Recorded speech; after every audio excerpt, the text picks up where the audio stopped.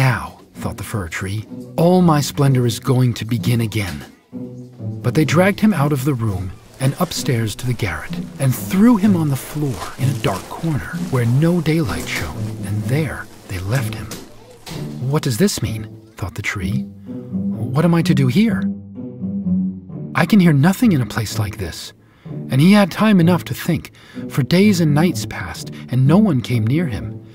And when at last somebody did come, it was only to put away large boxes in a corner.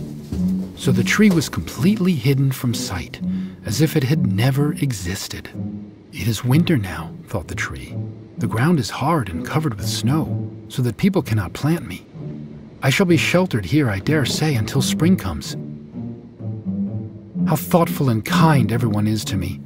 Still, I wish this place weren't so dark, as well as lonely, with not even a little hare to look at. How pleasant it was out in the forest while the snow lay on the ground, when the hare would run by, yes, and jump over me too, although I did not like it then.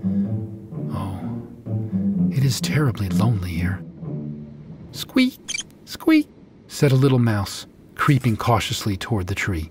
Then came another, and they both sniffed at the fir tree and crept between the branches.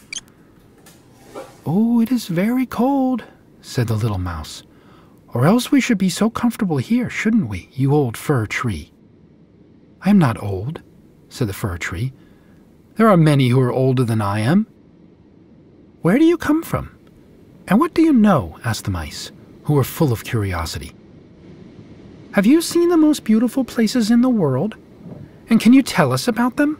And have you been in the storeroom, where cheeses lie on the shelf and hams hang from the ceiling? One can run about on tallow candles there, and go in thin, come out fat. I know nothing of that place, said the fir tree. But I know the wood where the sun shines and the birds sing. And then the tree told the little mice all about its youth. They had never heard such an account in their lives, and after they had listened to it attentively, they said, What a number of things you have seen! You must have been very happy. Happy, exclaimed the fir tree. And then as he reflected upon what he had been telling them, he said, Ah, yes. After all, those were happy days.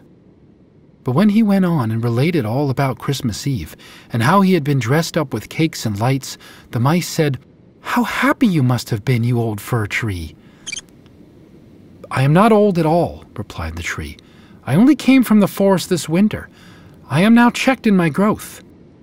What splendid stories can you relate? Said the little mice. And the next night 4 other mice came with them to hear what the tree had to tell. The more he talked, the more he remembered. And then he thought to himself, Those were happy days. But they may come again. Humpty Dumpty fell downstairs, and yet he married the princess. Perhaps I may marry a princess too. And the fir tree thought of the pretty little birch tree that grew in the forest, which was to him a real beautiful princess. Who is Humpty Dumpty? Asked the little mice. And then the tree related the whole story. He could remember every single word, and the little mice was so delighted with it that they were ready to jump to the top of the tree. The next night, a great many more mice made their appearance, and on Sunday 2 rats came with them. But they said it was not a pretty story at all, and the little mice were very sorry, for it made them also think less of it. Do you know only one story? Asked the rats. Only one, replied the fir tree. I heard it on the happiest evening of my life, but I did not know I was so happy at the time. We think it's a very miserable story, said the rats. Don't you know any story about bacon or tallow in the storeroom? No, replied the tree. Many thanks to you then, replied the rats, and they marched off. The little mice also kept away after this, and the tree sighed and said, It was very pleasant when the merry little mice sat round me and listened while I talked. Now this is all past too. However, I shall consider myself happy when someone comes to take me out of this place,